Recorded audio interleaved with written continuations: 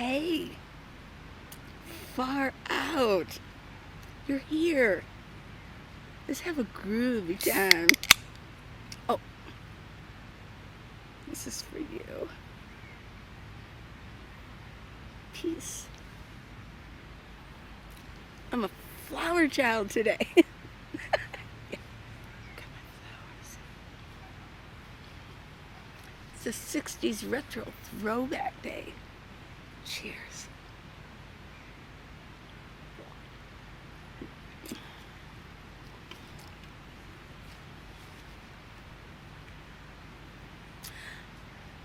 I'm going to talk about the party of 1969. And it isn't the walk on the moon either, although they're very close in time. Woodstock, the festival of peace, love, and music. I think it's the festival of peace and music, yeah.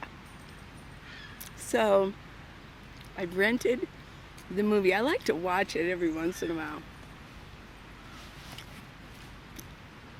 Can you dig it, man? It was a groovy time. It really was. Well, so this time I watched it with,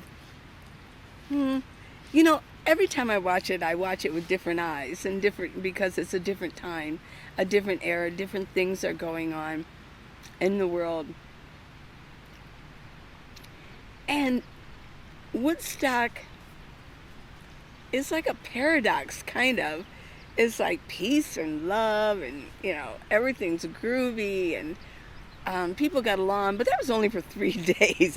If it had gone on any longer, who knows? But it's kind of a paradox. Oh, there's a fly on my thing. Because, if it wasn't for capitalism, they would have starved. Yeah, they would have starved there. They would have been stuck there. And it was so peaceful. But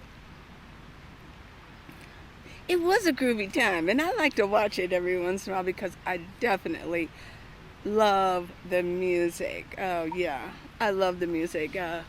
I've said it before. I'll say it again. I love music.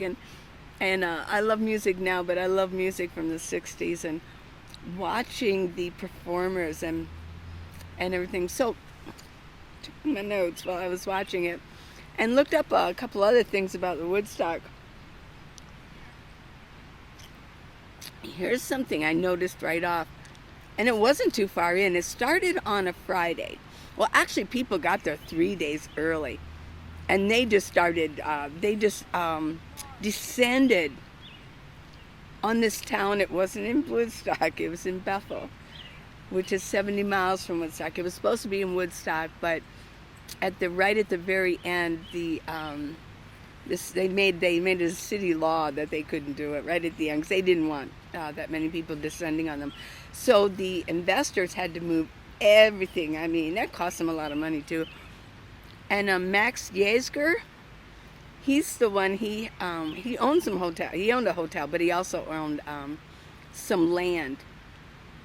And that wasn't even big enough, so they had to actually rent an alfalfa field. It was like many acres, so they rented that also. That cost them too. So it did go on. The show must go on. But so the music started Friday around 5. And then, of course, I believe it was Saturday. Yeah, it was like Saturday morning. Oh my gosh. That big storm blew in. Yeah. But so my first note I made was watching it was, wow. So many people were huddling under tarps and blankets as if that was going to help.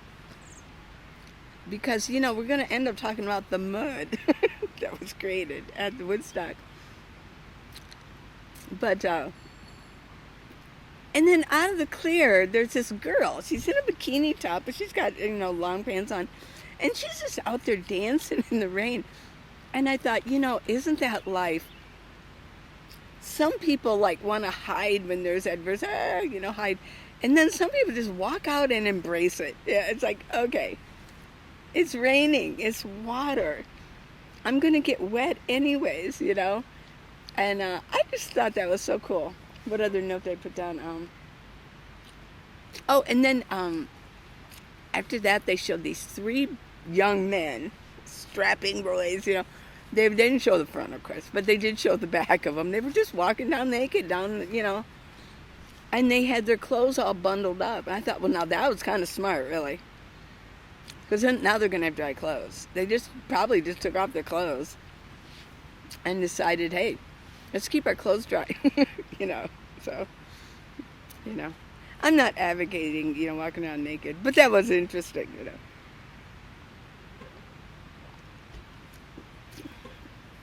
And then, of course, came the mud. Now, the mud, it was bad. It was really bad. But, as you remember they were running and then they were sliding. It was like a slip and slide. They made the mud a slip and slide. They had fun with it. They really did. I just loved it. I got a coughed up.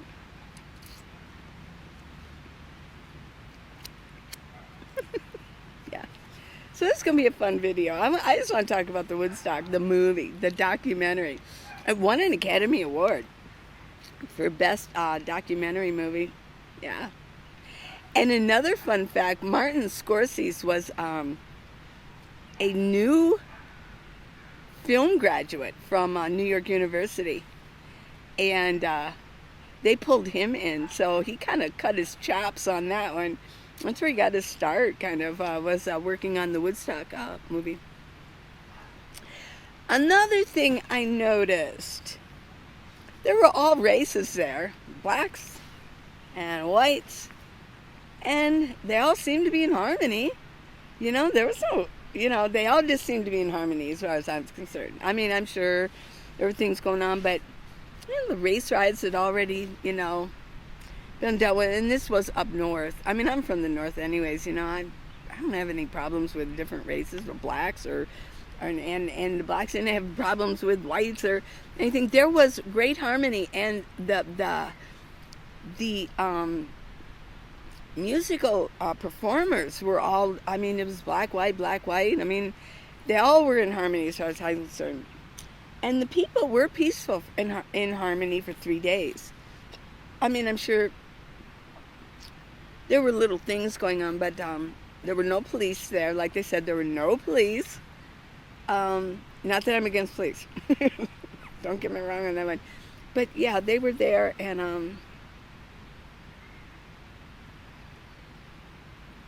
flowers, flowers, flower child. Put your flower I gave you, put it in your hair. As we're going to San Francisco, with flowers in your hair.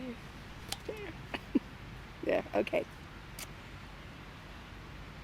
Woodstock. It was a financial disaster. Oh, yeah. Well, I guess what happened was for people were coming 3 days early, and they were getting towards the front, and they were just camping out in the front of the stage. I think they were still probably building the stage at the getting towards the end, because they did have to move. But by the time within like the second, even before it even got started on Friday, people were just knocking down the fence to get in. So there was no way. I think I did read the price of a ticket was $18. Oh, there's a drone going over there. It's just so weird. It's like this big bug is flying. It was $18 or $24 when you got there, if you needed to buy a ticket. But there was no way to enforce it. So they just pulled down, the fence and just let everybody come in. But the initial investment was $3.1 million.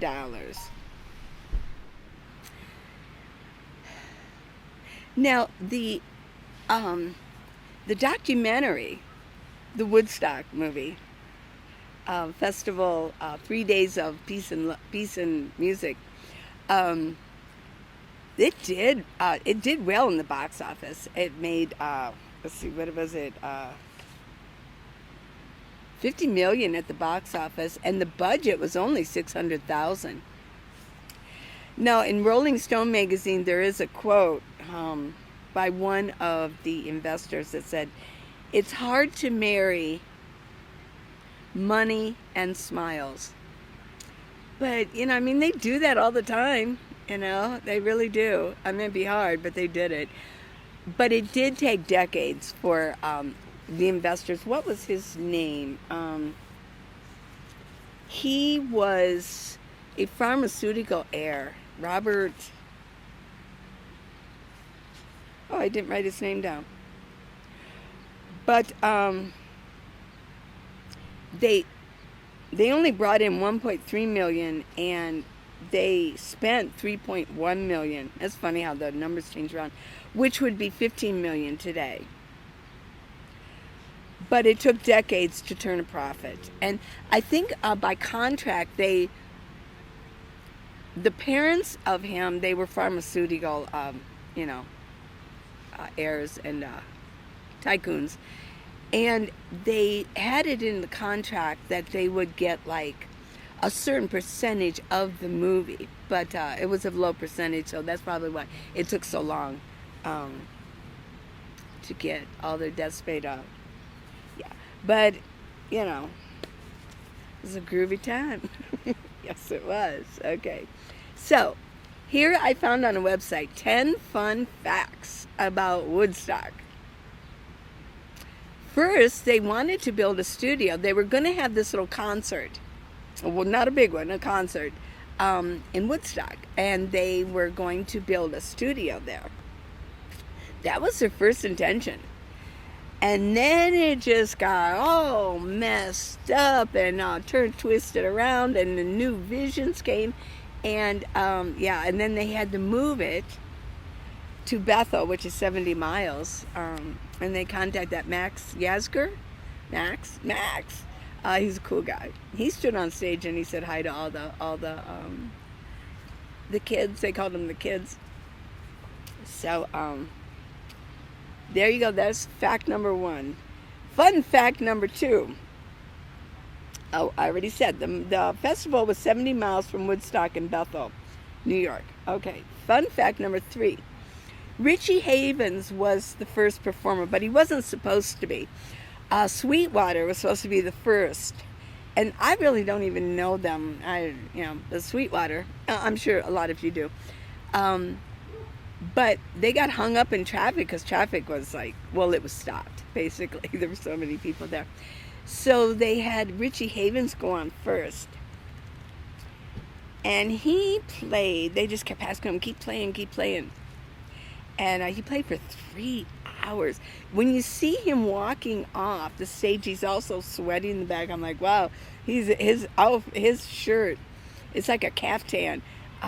It's like a brown copper caftan. And it's all sweaty, all down his back. That's probably why. And here is a really fun fact. That song, Freedom, that he sang, that was improvised. He made it up right there in the movie. Believe it, or in the movie. In the movie, yeah, but at Woodstock, he made it right there. Fun times. Freedom. Okay, so number 4. Fun fact number 4. So it nearly came to an end Saturday night because there was no food. There were no medical supplies, and they had really not the musical acts were getting bummed out too by it all. So they had to fork over so much money for the helicopters to bring in food and supplies, and they had to bring in the helicopters, had to bring in the musical acts. So, also that goes with number 4 is the musical performers. By Saturday night, they wanted cash up front before they would perform, which is really silly because it turned out to be such a, I mean, they're like forever etched in the 60s because of the Woodstock movie, you know? But yeah, they wanted cash before playing. Oh, his name was John Roberts. That was the pharmaceutical heir. And what he did was he used his trust fund as collateral. He just told him, hey, I have a trust fund. I'll use it. There's probably millions, And his parents agreed. I was saying John Roberts. His parents agreed that he could use it, but he eventually got it back. But yeah, fun fact, it almost ended. Okay, fun fact number 5. Jimi Hendrix played last, and it was in his contract to not have any performers after him. He wanted to play last. Well, because of that rain that came, everything got backed up. And so he was really the headliner of it, they said. I mean, Jimi Hendrix, he was making big bucks. What he made off of playing Woodstock was pennies compared to what he was really making when he performed. And so he did play last. Oh, yeah, but hardly anybody saw him. He was the headliner and hardly anybody saw him because he got pushed back to Monday morning at 9 o'clock. Yeah, that's why when you watch the movie, there's not that many people out there listening to him because they all wanted to go home. They were probably tired. They needed a bath. They needed a shower. Yeah. Crazy times. Number 6. Oh, I already mentioned that was Martin Scorsese. Number 7, the writer of the song that went, the name of it is Woodstock, was written by somebody who wasn't even a performer there, and that was Joni Mitchell. She wanted to play there, but she had a contract to be on, Merv Griffin or something like that. She's going to be on the Merv Griffin show or something like that. And they would not book her because they weren't sure she would be able to get back in time. So, and she was dating Crosby, Stills, and Nash. She was dating Nash. I forget his first name. They were dating. And so a lot of what the words to it was a recount of what he enjoyed. Yeah. Remember Joni Mitchell? Help me, I think I'm falling in love again.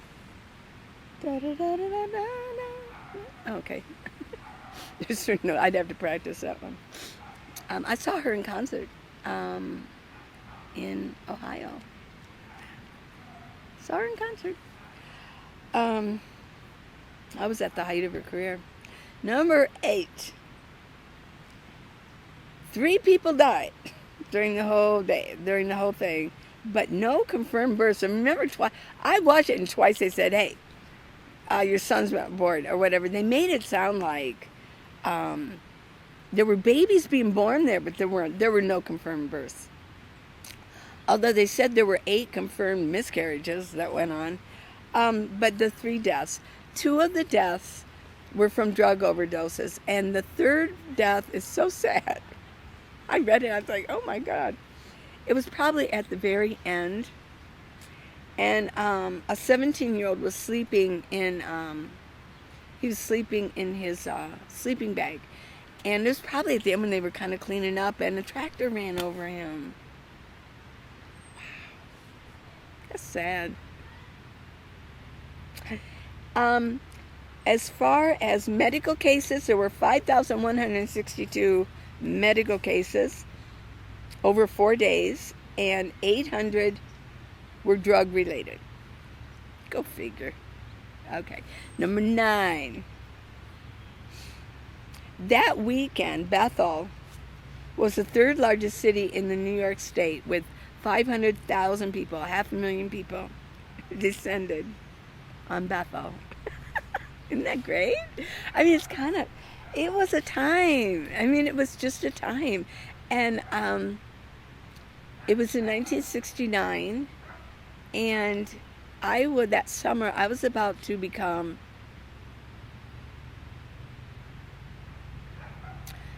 a junior, either sophomore or junior. No, I was about to become a junior in high school. So of course I couldn't go. I mean, I didn't even know what was going on until it was going on. Actually, I mean, I was kind of out of the loop, small town. Yeah. I did, of course, I remember that summer very well. A lot was going on, and I probably was. I wasn't wild, but I think I got drunk a couple times. First time, and I I was hanging around with more of a faster, the popular faster crowd. Which once I started school, that ended. I was kind of a geek after that. And I was like, they all dropped me like hot potato. Yeah, I was just kind of a geek. But yeah, that was a fun summer for me too. And I remember I was outside when when they walked on the moon, and I remember the squirrel up there knocking things down. Yeah. I was like, what fell? Oh, just a couple of squirrels. And yeah, I remember right at the end, and I ran in, and I think my parents yelled out, "Hey, he's about to walk on the moon, about to come out of the capsule." Because before that, I was kind of boring, like, okay, they landed, but yeah. Okay, number 10. I already mentioned it. It took decades to turn a profit, finally. Okay, so now for the music. Well, there's okay, I did read a thing about Sha Na Na,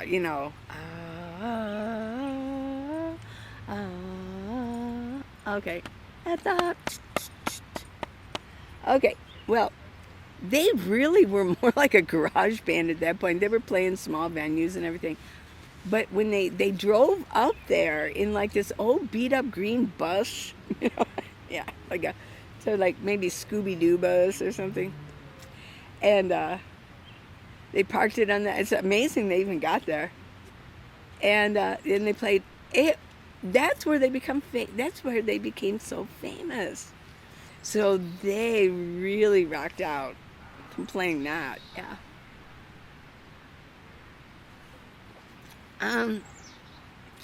Joan Baez. Beautiful voice. OMG. Beautiful voice. It's almost opera. I'm not that crazy about opera. Yeah, she's still alive. She looks really good too. She has gray hair, but it's still short. She looks good. She really does. Because I looked up some of these people, like, what do they look like now?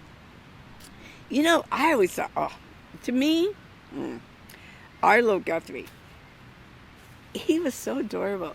I thought he was like so cute. So I looked him up. Oh my gosh, he still is so cute. A little bit wider, but not, because he's kind of thin, real thin, tall, lanky, thin. And of course he's young. We all change as we get older. It's so fun to see people get older. And I think us who are older, we can look at young people and we can kind of guess, kind of say, ooh, because we've got the experience of seeing the people that we grew up with as they got older and what they look like. And you can almost kind of imagine what they're going to look like, sort of. Yeah. Some people really surprise you. It's like, wow, you look so good. And then other people's like, whoa, what happened? I'm probably going to have to move pretty soon. The sun is coming on me. Yeah, one of my I have favorite songs. One of them was Crosby, Stills, and Nash playing, I think the name of it is Judy Blue Eyes. I really do like that song. That was a really good song. Crosby, he's going kind of political, which I was like, yeah, who cares? Why ruin your career like that? I don't sit there and go, oh, these are my politics and this is what I believe and things like that. Maybe it might be a good idea, especially if you want to keep your legacy as far as a musician goes, just zip it, But if you want, well, he can do what he wants to do. They can talk politics and run down certain politicians, things like that. That's fine. But don't expect your legacy to just be all like, oh, beautiful, because you're really alienating half of the population in America. So I'm going to move my my chair out of the sun. Be right back. Don't go anywhere, man. Can you dig it? I'm back. Yeah, a lady came up and she's getting out of her car and she came and she goes, well, are you recording? I go, yes, I am. And she goes, oh, she goes, well, I guess I'll go somewhere where it's quieter. And I'm going, I guess so. And she was my age too. Peace. Yeah, I think you better. I was here first. Okay. I guess she's over there. Whatever. Go find a quiet spot. Why even ask me? You see, I'm doing this. You know, it's like. Some people. Okay, so then the most confusing performing act was Jefferson Airplane or Jefferson Starship. They changed their name. Why? I don't understand that group. Grace Slick, great voice. White Rabbit and don't you want somebody to love? Don't you? I love those two songs, and then White Rabbit. Oh my gosh. Those were the best, I think, that they did. I think they were called Jefferson Airplane at the time. And then Jefferson Starship. You all can leave me a comment and clarify who that guy that came in later. And then they changed it. But that was the most confusing musical act there. And I don't know if it was due to Jefferson Starship themselves. It was the music that the directors chose for the movie. The first song was like, I just, didn't get it. And then the second one, who was that guy singing? I don't even, he was one in the band. But he kind of like took over. And they show if you watch it, they show Grace Slick and she's leaning against a piano in the background, just sort of with her hands on her hip. I'm like, that was the most confusing act ever. And I was like, why? We want to see Grace Slick. Come on. Who is this dude? Get the old hook and take him off, And many of you may know exactly who he was. I wasn't a huge fan of Jefferson Airplane except those two songs and a few other ones. Well, no, I mean, I do like a lot of them, like Sarah and, oh my gosh. No, I do like Jefferson Starship, I guess. And yeah, they had some really good songs. But I didn't like them enough to actually know all their names, like to know like, John Paul, George and Ringo, things like that. Yeah. Or Pete Townsend and Roger Daltrey, stuff like that. Okay, so, but I did know Grace Slick. Okay. 10 years after, Alvin Lee, OMG. Going Home, that song was, oh my goodness. Love it. Yes, it was really something. I was thunderstruck by that. And I actually did see them in person. My husband, way back before children, he went to Germany. He was one of the last of the draftees in Vietnam during the Vietnam War. But they weren't sending him to Vietnam anymore. There were still people in Vietnam, but they weren't sending him there any longer. And so we went to Germany. I lived there for a couple of years. And we went to this small town. It wasn't a small town, it was probably big. And I forget, almost like years ago. And we saw Alvin Lee. And we sat, and people sat on the ground, on the floor. And what struck me, well, besides the band, I mean, seeing them in person, was they were sitting on the floor and they were to the music. Oh, I thought it came out. They were sitting to that. That was how, instead of like like Americans kind of get up and dance or we clap or whatever, they had banged. I was like, wow, they're all headbanging. That was interesting. Good times. But I saw Alvin Lee. Yeah. Uh, oh, that drone is over there having. But that song "Going Home," they called him the fastest guitar in the West. Yeah. Okay, so then another thing that I kind of noticed watching the movie was let me move this a bit. Watching the movie was how raw the '60s were. I mean, they really were raw. Even watching Crosby, Stills, and Nash when they were singing Judy Blue Eyes. Nash, I mean, he had like a tooth missing or something like right here. And it's so different to see than now. I mean, everything's so cosmetically perfect. And the '60s were kind of raw. Even the hair was kind of raw. People just had their hair. It wasn't all like perfect and, not like now. So it was a little bit raw, and I think that's the way I do like it that way. When my hair gets a little bit longer, when I'm not, Oh, there's a banjo guy. He's walking. Here he comes. He's walking around with the banjo. Did you hear it? There he goes. Isn't that funny? What a character. He's a banjo guy. I just call him the banjo guy. Yeah. Interesting place.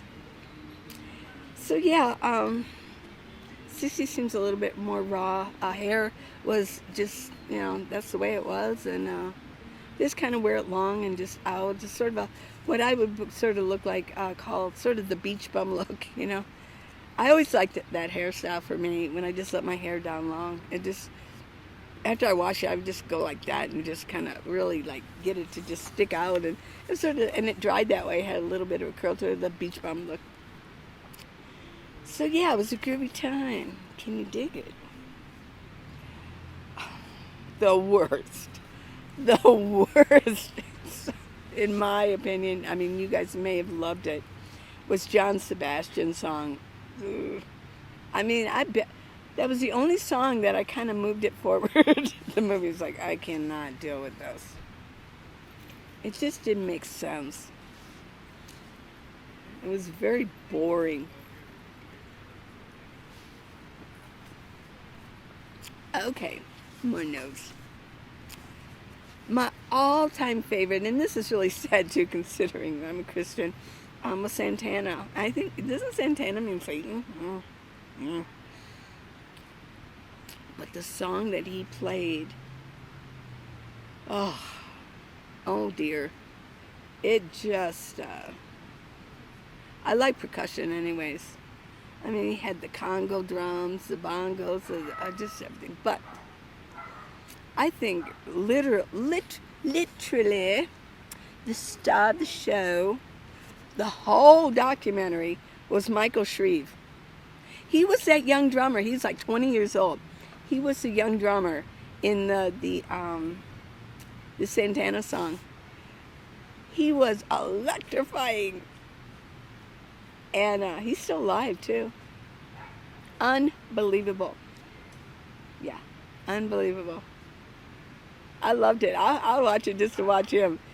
And, sometimes people do these drum solos, or they have their little riff going on, where everybody, and they just play the drums in between the song, in the middle of the song. Someone's like, His was so good.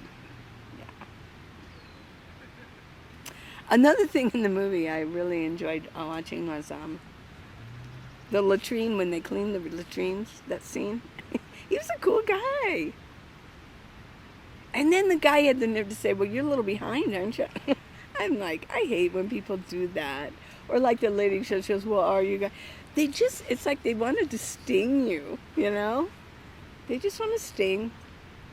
What did I have a comment? I hate to talk about that. It's just like a little sting, shouldn't you be standing, shouldn't you be facing the light? I mean, probably, but I already said that I'm not going to like stage this up all perfect, and you know, yeah, and I think she commented on an earlier video, anyways.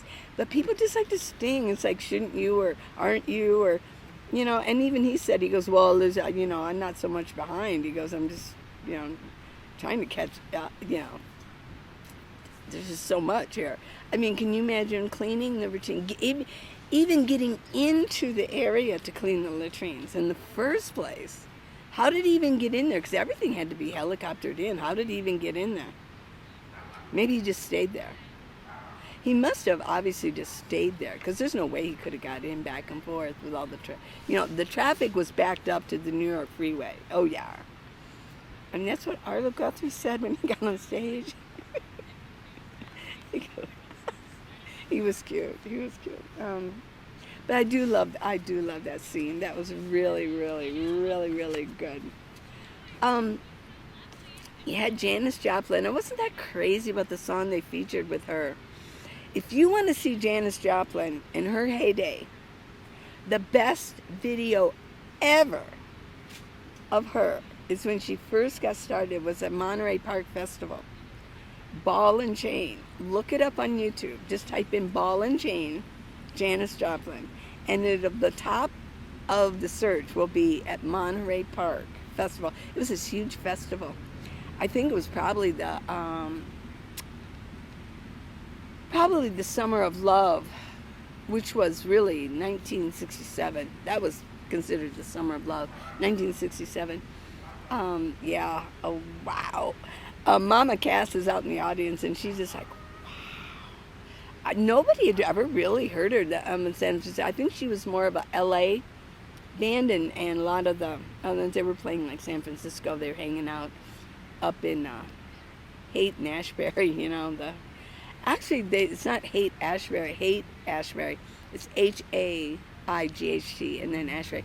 Those were crossroads. Haight and Ashbury were crossroads, and I think a lot of that was Summer of Love. Yeah. It's where like Jimi Hendrix was hanging out, and the Mamas and the Papas, and you know, bands like that. But I think that she came up from LA, and they hadn't really like totally embraced her yet, and she showed them. Yeah, everybody knew Janis Joplin after that.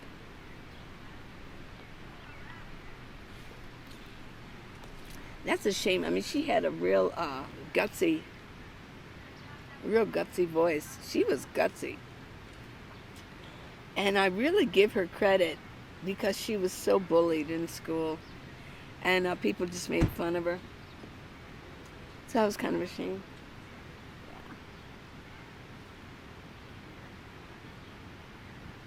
People wear masks at the park.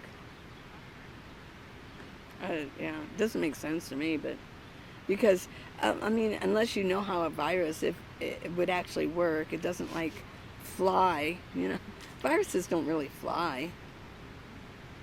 They're not like yeah, they don't really, you know, and they don't jump like what a flea. What do they say? A flea is the biggest jumper they can hop. They're not like fleas, you know. They don't like jump across. But if they want to wear masks, it's America. If they want to.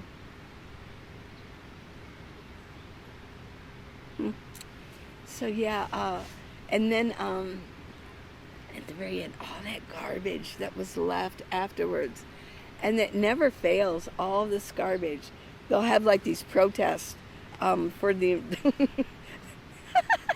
They'll have all these gatherings, you know, save the environment, save the, and when they leave, they have all this trash everywhere, you know. It's kind of silly. Yeah, that's the way it goes.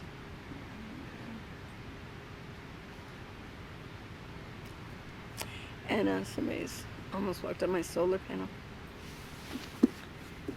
Now I got that song in my head. Are you going to San Francisco? Mm-hmm. Wear a flower in your hair. Yeah. A flower course. So yeah, my Janis Joplin glasses. I mean, the 60s for me, I didn't graduate till I was 71, so they were kind of like just being in high school. And I think pot became it wasn't even mainstream. Not really. There were a few people that smoked it I heard about, but I never smoked it in high school, or anything like that. And then it was the 60s. I mean, if you look at then, and now you look at our grandchildren, because that's really the sort of the generation, our grandchildren. So it's 2 generations later. I mean, we see a lot of protests going on right now, and they want to tear down history and tear down statues, and actually race relations have actually gotten worse. I think, just people fueling the flames,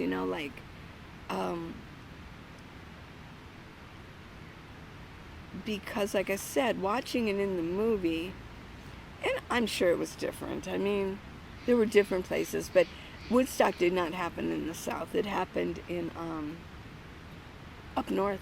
So, I mean, race relations weren't horrible.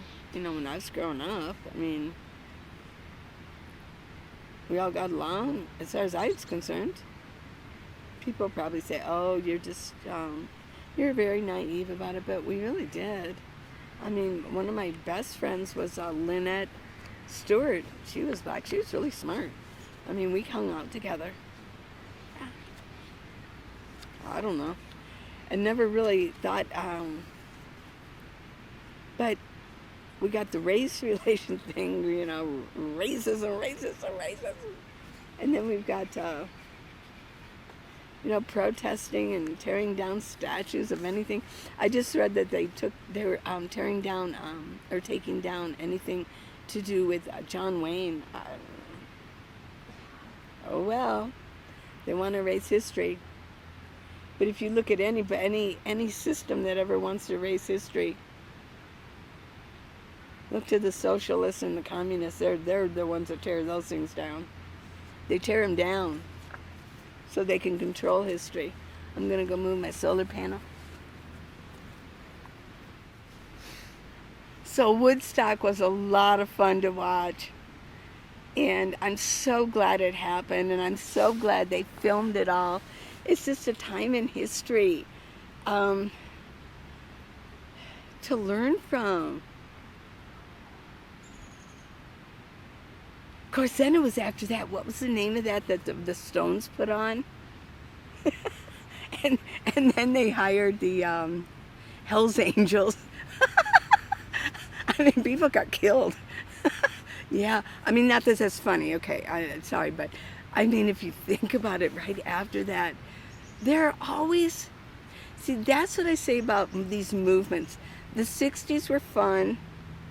They were about love. They were about peace and making change and tearing down some of the stereotypes and some of the rules that just didn't make sense anymore. That everybody had to be so stiff and so I get that. And then of course, Easy Rider, the movie came in. I get that, but my mom wasn't happy about that one. But you always have these radicals move in and take over a movement. And yeah. They want to radicalize things, which is what's happening right now. They just want to radicalize all of this. And then protest and the traders of our generation, the 60s, the traders, they're fueling everything. They're traders. They sold out. They sold out to him, yeah. So many of them are Satanists too. But yeah, they sold out. They're from my generation. They just sold everybody out. So, and making them mint. Walk in as politicians. 35 years later, they walk out as multi-millionaires, some billionaires, yeah. They sell out, yeah. So, and that's a shame because they are from my generation. But, it all is going to come out in the wash anyways, no. Him, not him. Him. Yeah. Well, I guess she's done with her yoga. She's going back to her car. I'm not trying to be mean, but and I see where people are coming from. I see. I know what their intent. I can see what their intentions are. Some people just like to sting other people, like poke them. Yeah, have a poke, picking a poke. Yeah, just put out little negativism here and there.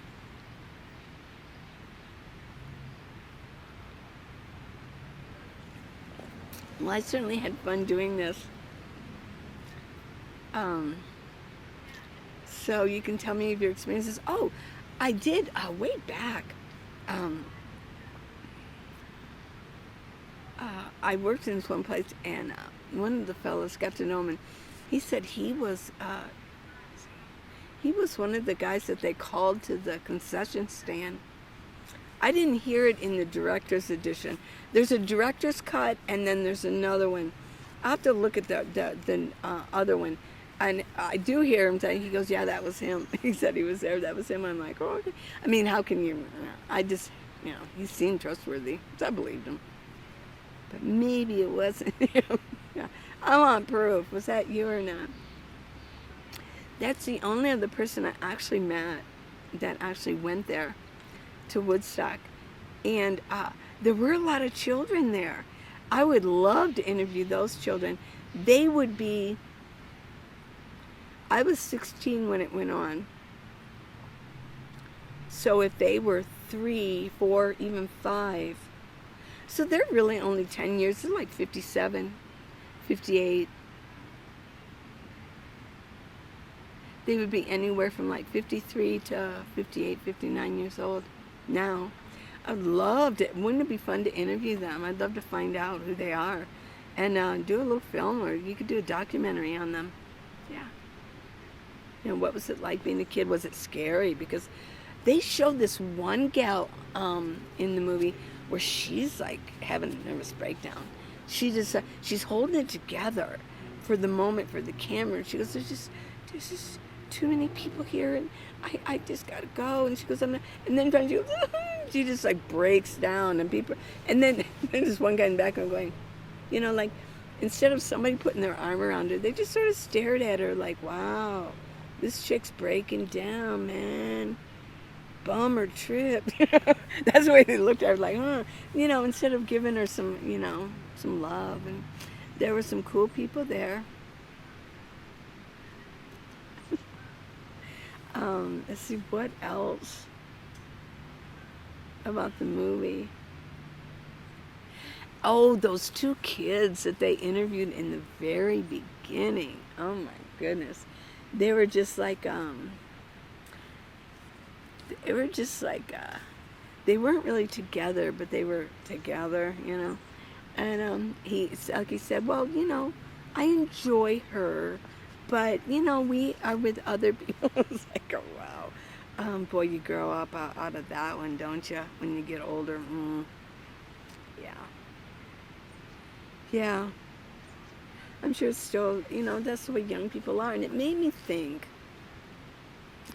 we do have to protect our young people. We're older now. Most of us are older. And we have to protect our young people. We can't just hate on them. We do have to protect them in some way and love them in a loving way. Like some of the locals that they interviewed in the documentary, I mean, one guy's going, oh, they shouldn't even be here. They're just out smoking pot, getting high on pot, and this should never have happened. But then there were other people saying, well, these kids are beautiful. I mean, they're not causing problems and everything. And there were a lot of older people that kind of like loved them and loved my generation and had compassion on them because they were young. And I mean, a lot of us growing up when we were young, we were just part of the system of that generation, of what was going on. And I mean, I don't know who started the hippie generation, who started all of this, How did this even, get started? That's a good question. What was the impetus that really started this? Was it the Beatles, the music? And then the British invasion? I don't know. Because it was in 64. See, yeah, it was in 64 that the Beatles were on Ed Sullivan for the first time. Yeah, because in 63, the Age of Innocence died. They say they consider that. The Age of Innocence died when John F. Kennedy was shot. So, Kamala was dead after that. But, but our parents still loved us and they still supported us. And I guess we just have to keep doing it with our kids. Nowadays, I don't know. The kids from the 60s, the teenagers and the young adults during the hippie movement of the 60s lived a much different life than they do now. The kids now are like, they're walking around, but they're not really, and a lot of them, not all of them. But when we were growing up, when we were kids, and we were at the park, we were playing. They had a lot of free stuff. Your parents didn't have to pay for you to go to the park in the summer to be babysat or like a daycare, like, oh, you get enrolled in the park and it costs a fortune. No, we went to the park and it was free. And we had like all kinds of activities going on at the park. Parents didn't have to pay for anything because our parents were home anyways. I mean, most of our moms were home anyways. So when we were in the summer, we went out and played and we did what we wanted. Most of us, some of us didn't have the same privilege. Either they lived on farms or they had really strict parents or abusive parents. And it was going on. Hello. It was just in my life, I could go out and play. As long as I got my early chores done. And then I took off, went to the park. I was with my neighbor, my girl, she was my best friend. And we took off and we were at the park all day. Come home for lunch, check in, and take off again. Yeah. Sometimes there were contests, pie eating contests at the park. Yeah, we just walk around. And so maybe in another video, I'll tell you about all the things that I did as a child in a small town. Just totally oblivious to anything going on around me except play and having fun with my friends in the summer. Yeah.